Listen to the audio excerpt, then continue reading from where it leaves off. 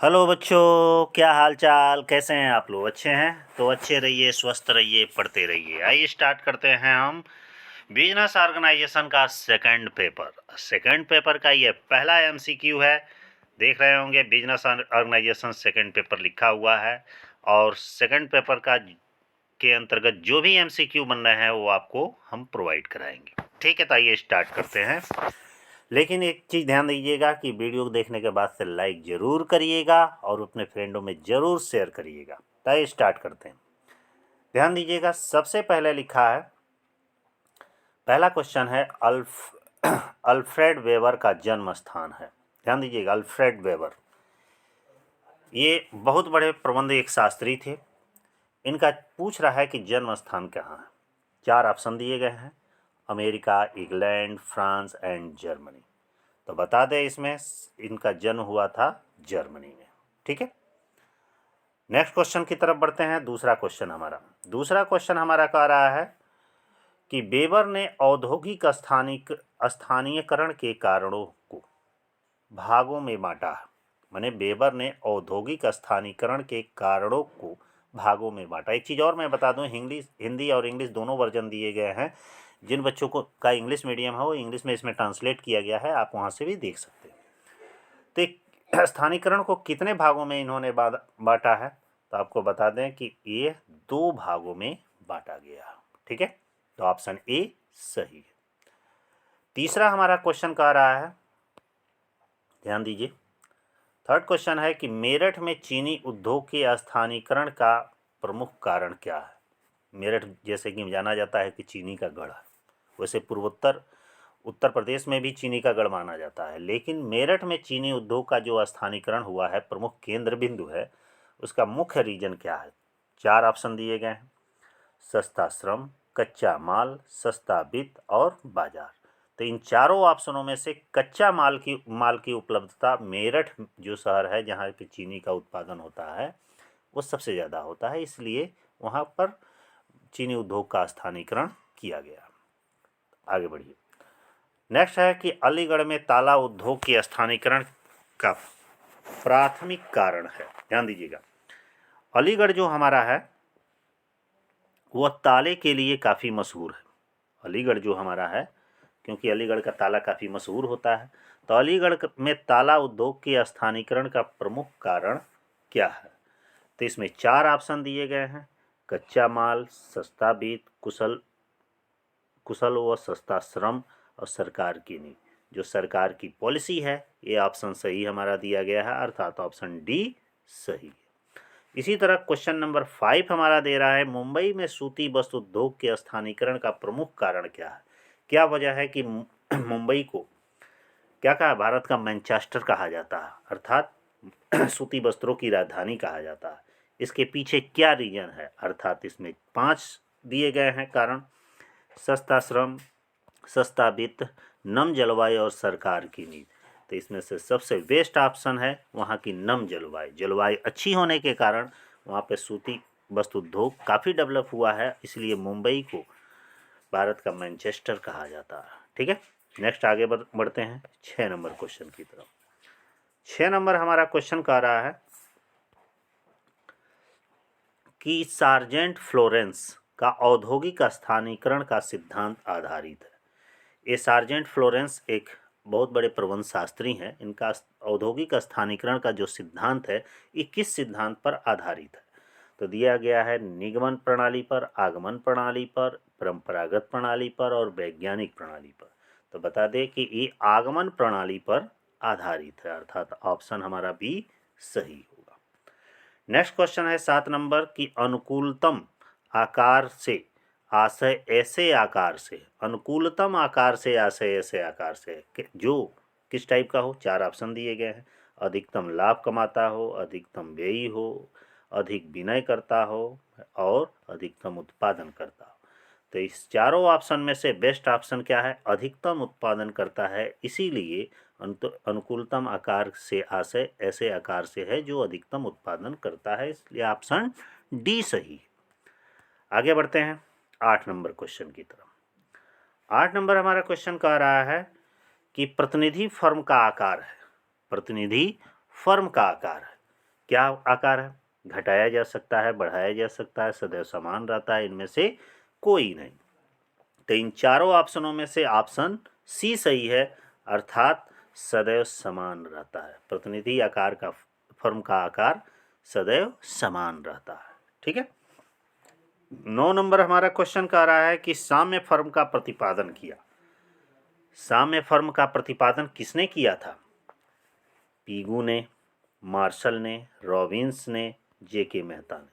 तो बता दें, इसमें से पीगू महोदय ने फर्म का साम्य, इकोनॉमिक्स में पढ़े होंगे, फर्म का साम्य पीगू महोदय ने दिया था। ठीक है।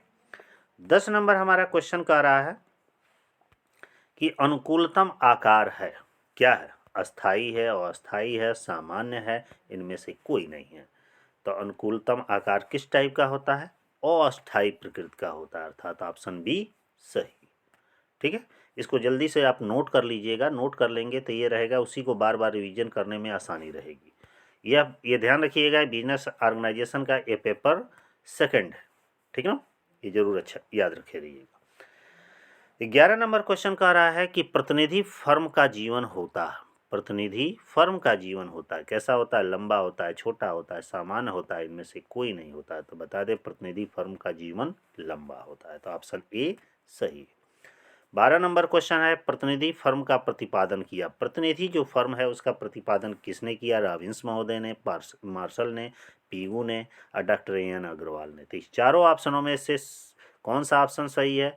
तो ऑप्शन बी सही है, अर्थात मार्शल ने प्रतिनिधि फर्म का प्रतिपादन किया था। तो आगे बढ़ते हैं 13 नंबर क्वेश्चन की। 13 नंबर क्वेश्चन कह रहा है, संयंत्र अभिन्यास एक प्रक्रिया। संयंत्र अभिन्यास अर्थात plant layout is a process.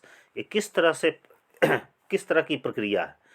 तो इसमें दिया गया है गतिशील प्रक्रिया है, माने मूविंग है, निरंतर है, ABC दोनों है, इनमें से कोई नहीं है। तो बता दें आपको कि इसमें से ऑप्शन आपका बी सही होगा, संयंत्र अभिन्यास एक निरंतर चलने वाली प्रक्रिया है। 14 नंबर क्वेश्चन कह रहा है कि संयंत्र अभिन्यास के उद्देश्य के अनुसार क्रियामाण कार्य की मात्रा को करता है। संयंत्र अभिन्यास के उद्देश्य के अनुसार क्रियामाण कार्य की मात्रा को करता है। क्या करता है? यह न्यूनतम करता है कि अधिकतम करता है कि सर्वोत्तम करता है कि इनमें से कोई नहीं करता? तो इन चारों ऑप्शनों में से सबसे बेस्ट ऑप्शन है ए, न्यूनतम करता, अर्थात कम करता। नेक्स्ट 15 नंबर क्वेश्चन की ओर बढ़ते हैं। 15 नंबर हमारा क्वेश्चन कह रहा है कि उत्पादन की दृष्टि से उत्पादन की विधियां हैं। उत्पादन की दृष्टि से उत्पादन की कितनी विधियां दी गई हैं? 1 विधि, 2 विधि, 3 विधि, 4 विधि। बताइए इसमें से कौन सा ऑप्शन सही है? तो उत्पादन की दृष्टि से उत्पादन की 3 विधियां होती हैं। ठीक है। नेक्स्ट आगे बढ़ते हैं। 16 नंबर हमारा फिर क्वेश्चन कह रहा है कि अभिन्यास की प्रणाली किस सिद्धांत पर आधारित है? अभिन्यास अर्थात लेआउट का जो सिद्धांत है, सिस्टम है, ये किस पर आधारित है? तो यह अनुरक्षण पर आधारित है, विशिष्टीकरण पर आधारित है, मिश्रित पर आधारित है, इनमें से कोई नहीं। तो इन चारों ऑप्शनों में से विशिष्टीकरण के सिद्धांत पर, स्पेसिफिकेशन के आधार पर अभिन्यास की प्रणाली निश्चित है। ठीक ना। 17 नंबर क्वेश्चन कह रहा है कि अभिन्यास की योजना बड़े बड़े भागों को निर्माण करने के लिए उपयुक्त होती है। अभिन्यास की योजना बड़े बड़े भागों को निर्माण करने के लिए उपयुक्त होती है। 4 ऑप्शन दिए गए हैं, मिश्रित, क्रियात्मक, स्थिर और रेखा। इन चारों ऑप्शनों में से सबसे बेस्ट ऑप्शन इसमें से कौन सा दिख रहा है? तो ऑप्शन सी दिख रहा है, अर्थात अभिन्यास की योजना बड़े बड़े भागों को निर्माण करने के लिए उपयुक्त होती है, स्थिर करने के लिए उपयुक्त होती है। 18 नंबर क्वेश्चन की ओर बढ़ते हैं। 18 नंबर क्वेश्चन कह रहा है, उत्पादक संघ की जन्मभूमि है। अर्थात कार्टेल जो होता है, उत्पादक संघ को ही कार्टेल अंग्रेजी में कहा जाता है। कार्टेल आप लोग पढ़े होंगे बिजनेस ऑर्गेनाइजेशन में। The birth place of cartel is, अर्थात उत्पादक संघ अर्थात कार्टेल की जन्मस्थली कहाँ पर है? तो कार्टेल की जन्मस्थली जर्मनी में है, अमेरिका में है, फ्रांस में है, इनमें से कोई नहीं। तो कौन सा ऑप्शन सही है? तो कार्टेल की जन्मभूमि, बर्थ प्लेस कहाँ है? जर्मनी में। याद रखे रहिए, काफ़ी इंपॉर्टेंट क्वेश्चन है। 19 नंबर क्वेश्चन, प्रन्यास की जन्मस्थली है, जन्मभूमि है। प्रन्यास मतलब अंग्रेजी में इसको ट्रस्ट कहा जाता है। बहुत सिंपल लैंग्वेज है अंग्रेजी का, कि the birth place of trust is. Trust की जन्मस्थली कहाँ मानी जाती है? जर्मनी, अमेरिका, इंग्लैंड, इनमें से कोई नहीं। तो ये बता दें आपको कि ट्रस्ट की जन्मभूमि कहाँ मानी जाती है? अमेरिका में मानी जाती है। ठीक ना, तो ऑप्शन बी सही है, याद रखे रहिएगा, इसमें से आएगा जरूर। फिर इसी तरह है संघ भूमि संघ की जन्मभूमि है, मतलब federation, the birth place of the federation is, the birth place of federation is, अर्थात संघ की जन्मभूमि क्या है? भारत है, जर्मनी है, अमेरिका है, इनमें से कोई नहीं। तो बता दें इनमें से ऑप्शन सी सही है, फेडरेशन की जन्मभूमि कहाँ है? अमेरिका में है। ठीक है, आगे बढ़ते हैं 21 नंबर क्वेश्चन की ओर।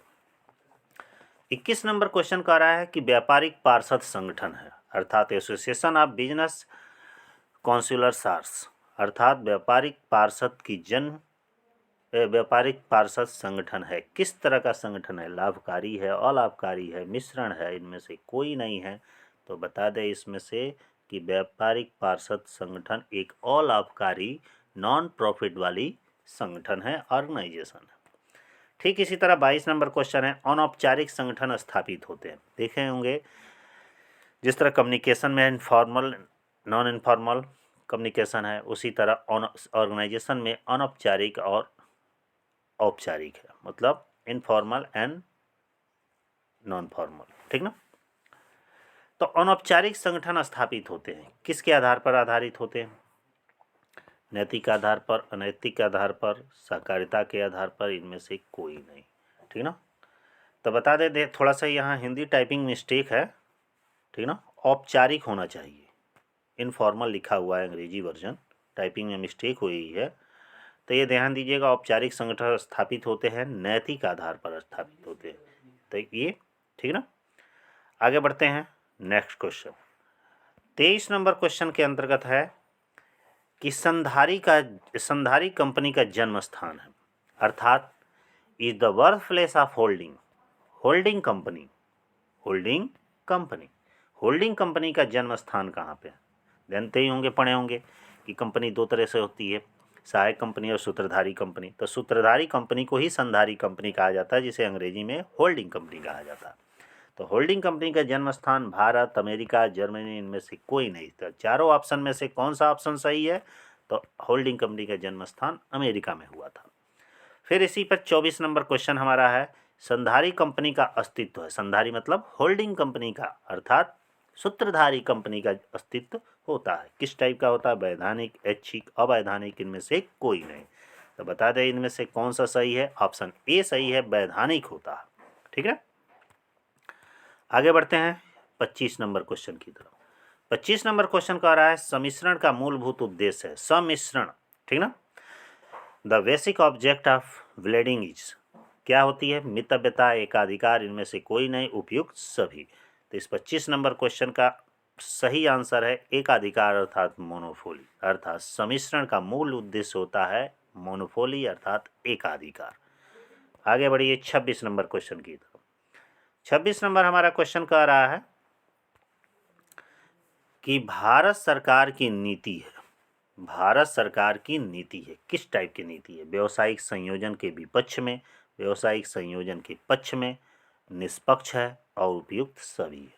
तो 26 नंबर क्वेश्चन का सही आंसर है ए आंसर, व्यावसायिक संयोजन के विपक्ष में। ये गवर्नमेंट की पॉलिसी है, मतलब is the policy of the government of India. ठीक है, आगे बढ़िए 27 नंबर क्वेश्चन कि संघों का अमेरिका में उदय हुआ, अर्थात एसोसिएशन का उदय अमेरिका में कब हुआ था?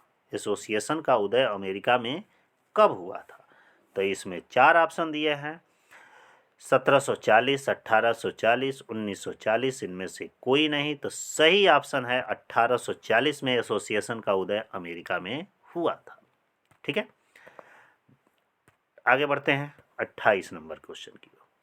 ध्यान दीजिए 28 नंबर क्वेश्चन में ये थोड़ा सा टाइपिंग मिस्टेक हो गया है। यहाँ पे द बर्थ प्लेस ऑफ रियलाइजेशनशिप, मतलब कि विवेकीकरण का प्रारंभ हुआ, विवेकीकरण का जन्म स्थान कहाँ है? इस क्वेश्चन का हिंदी वर्जन है, इसको हटा दीजिए, ये कुछ नहीं है, गलत टाइपिंग हो चुका है। विवेकीकरण का जन्म स्थान कहाँ है? तो विवेकीकरण का जन्म स्थान भारत, जर्मनी, अमेरिका और ऑल ऑफ दीज, अर्थात सब तो सही इसका आंसर है विवेकीकरण का जन्म स्थान जर्मनी में हुआ था। ठीक है, आगे बढ़ते हैं। विवेकीकरण में उत्पादकता तथा उत्पादन दोनों होती है। विवेकीकरण में उत्पादकता तथा उत्पादन दोनों होती है। किस वजह से होती है? कमी के कारण, वृद्धि के कारण, कोई प्रभाव नहीं और उपयुक्त सभी। तो सही इसका ऑप्शन होगा कि वृद्धि के कारण, अर्थात विवेकीकरण में उत्पादकता तथा उत्पादन दोनों में क्या होती है? वृद्धि होती है। ठीक है, आगे लास्ट हमारा 30 नंबर क्वेश्चन का रहा है, 30 नंबर क्वेश्चन, वैज्ञानिक प्रबंध की तुलना में विवेकीकरण है। वैज्ञानिक प्रबंध की तुलना में विवेकीकरण है। क्या है? कंप्रहेंसिव है, संकुचित है। देखिएगा यहाँ पे भी गलत टाइपिंग हो गया है, थोड़ा सा टाइपिंग में मिस्टेक हुआ है। कंप्रहेंसिव है, संकुचित है, इनमें से कोई नहीं है और ये ऑल ऑफ दीज है। तो इसमें से सही ऑप्शन आपका है कंप्रहेंसिव है। वैज्ञानिक प्रबंध की तुलना में विवेकीकरण क्या है? कंप्रहेंसिव है। ठीक है, तो इस तरह आप लोग का ये 30 क्वेश्चनों का सीरीज कंप्लीट होता है। ये वीडियो कैसा लगा लाइक और कमेंट के माध्यम से आप जरूर बताइएगा और अपने फ्रेंडों में अधिक से अधिक शेयर करिएगा, क्योंकि ऐसे ही वीडियो पाने के लिए चैनल को जरूर सब्सक्राइब कर लीजिएगा और तैयार रहिएगा आपके एग्जाम के लिए मोस्ट MCQ क्वेश्चन इसी तरह लाते रहेंगे। तो ठीक है बच्चों, बाय बाय, फिर मिलते हैं नेक्स्ट वीडियो में। तब तक के लिए